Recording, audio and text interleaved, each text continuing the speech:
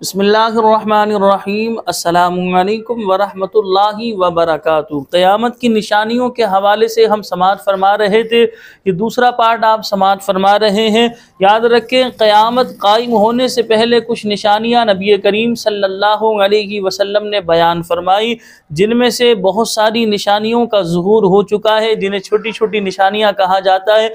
बड़ी बड़ी निशानियों का ज़ुहूर बाकी है।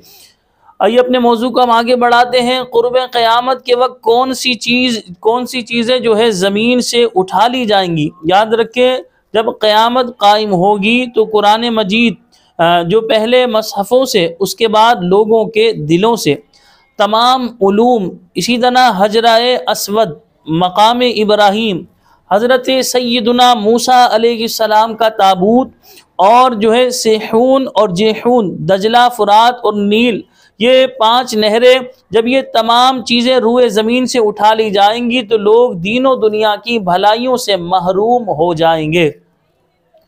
क़यामत से कितने साल पहले तमाम मुसलमानों की रूह कब्ज़ कर ली जाएगी। तो याद रखें, जब क़यामत बर्पा होगी, क़यामत कायम होगी, उस वक्त मुसलमान रूए ज़मीन पर नहीं होंगे। इस बात को पहले आप जहन में बिठा लें।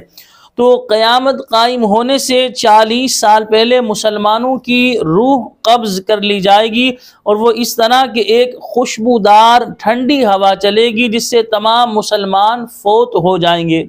यानी क़यामत जो कायम होगी वो कुफ़ार ही पर कायम होगी, यानी उस वक्त रूए ज़मीन पर कुफ़ार ही कुफ़ार होंगे, मुसलमान रूए ज़मीन पर नहीं होंगे।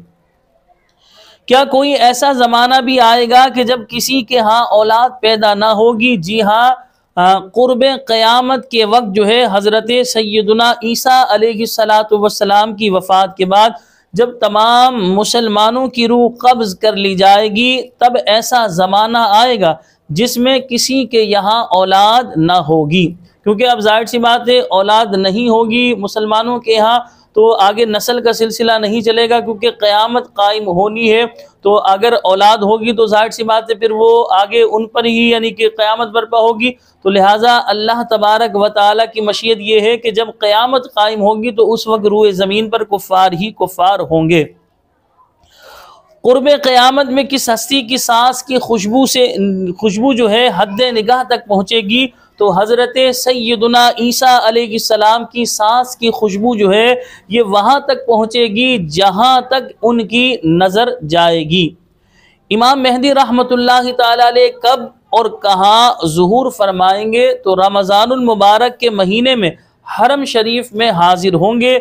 याजूज माजूज कौन है? इनके हवाले से लोग अक्सर मालूम करते हैं कि याजूज माजूज की क्या हिस्ट्री है, कि याजूज माजूज ये कौन है। तो याद रखें, याजूज माजूज जो है हज़रत सैयदना नूह अलैहिस्सलातु वस्सलाम के बेटे याफिस बिन नूह की औलाद में से एक बड़े फसादी गिरोह का नाम याजूज माजूज है।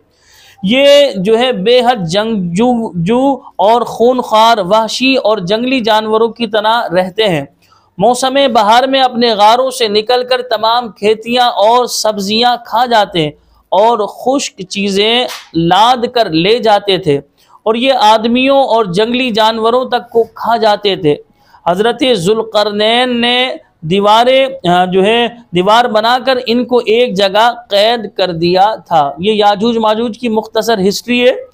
तो याजूज माजूज का फसादी गिरोह किस सबब से सद्दे सिकंदरी जो है तोड़ डालेगा? जब इस दीवार के टूटने का वक्त आएगा तो इनमें से कोई कहेगा कि अब चलो इंशाअल्लाह कल इस दीवार को तोड़ डालेंगे। इन लोगों के इंशाअल्लाह कहने के सबब दूसरे दिन दीवार टूट जाएगी, और ये क़ुर्ब क़यामत में होगा। यहाँ मैं ज़िम्नन आपको ये बात भी बताऊँ, हर जायज़ काम से पहले इंशाअल्लाह कहा करें। इंशाअल्लाह का माना है अगर अल्लाह ने चाहा।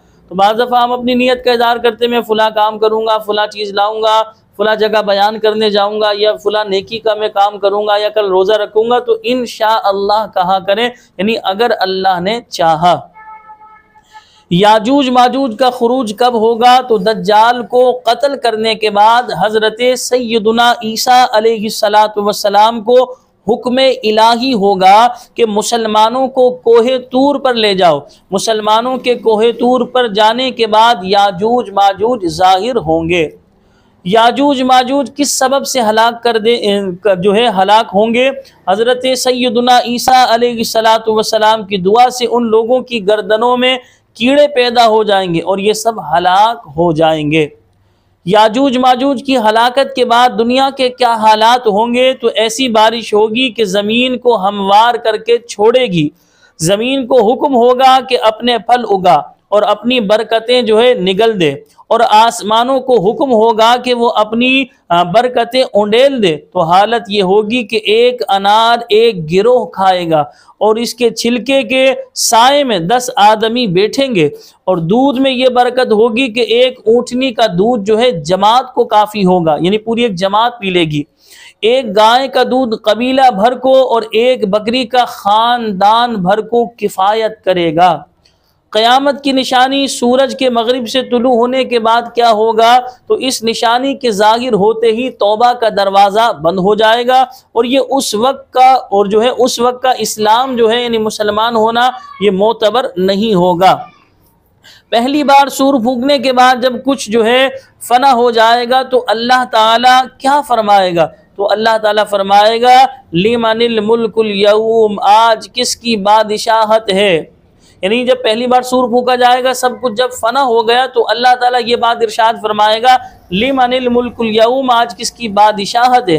कहाँ है जब्बारीन, कहाँ है मुतकब्बिरीन, मगर है कौन जो जवाब दे। फिर खुद ही फरमाएगा लिल्लाहिल वाहिदिल क़हार, सिर्फ अल्लाह वाहिद क़हार की सल्तनत है। तो जाहिर सी बात है दुनिया फ़ानी है, हम दुनिया में आर्जी तौर पर आए हैं। हमें चाहिए हम अपने पैदा करने वाले रब्बे जुल जलाल की बात माने, अल्लाह करीम के बताए हुए तरीके के मुताबिक ज़िंदगी गुजारें, इसी में यकीनन कामयाबी है। अल्लाह पाक मेरे और आप सबकी ईमान की हिफाजत फरमाए। हमें अपनी दुआओं में याद रखिएगा। अस्सलामु अलैकुम व रहमतुल्लाहि व बरकातुहू।